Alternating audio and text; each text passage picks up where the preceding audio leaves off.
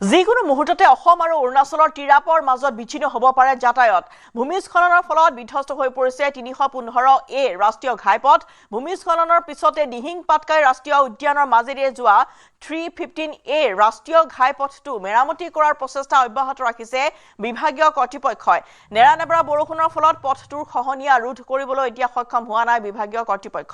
ইফালে ঘটনাস্থলীত জয়পুৰ মটৰ শ্ৰমিক ইউনিয়নৰ এটা দল উপস্থিত হৈ বুজ লয় পৰিস্থিতিৰ লগতে সমগ্ৰ বিষয়টো গুৰুত্ব সহকাৰে লৈ যাৱতীয় ব্যৱস্থা গ্ৰহণ কৰি মালিক আৰু চালকসকলক সকাহ দিবলৈ মুখ্যমন্ত্ৰীক জনালে আহ্বান। ভূমিস্খলনৰ ফলত তিৰাপ জিলাৰ দেওমালী খুনচা সংযোগী পথত গধুৰ যান বাহন চলাচলতো বাধা প্ৰদান কৰিছে অৰুণাচল প্ৰশাসনে।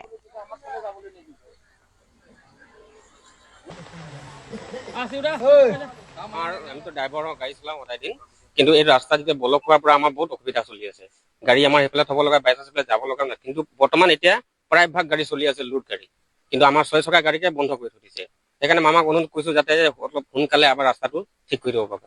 গাড়ী কিস্তি দিব লাগে মাহেকত। মাহেকত কিস্তি দিয়া গাড়ী আছে বহুতখিনি।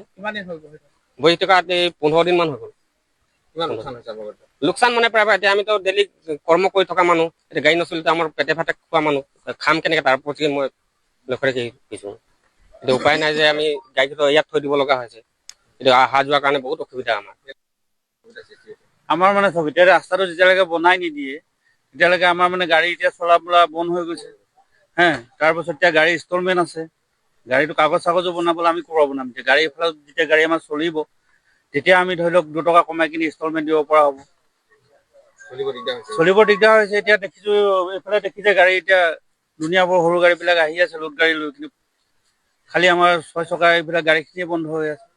টকা আপুনি এইটোৱে জনাইছো সোনকালে যাতে আমাক এইটো ৰাস্তাটো বনাই দিয়ে, কিবা এটা মানে আৰু ব্যৱস্থা কৰি দিয়ক। ৰাস্তা ড্ৰেইনটো যদি পাইপডাল তলত দি কিনি বনাই দিয়ে তেনে আমাৰ ডাঙৰ গাড়ীখিনি মানে অহা যোৱা কৰিব পাৰিব।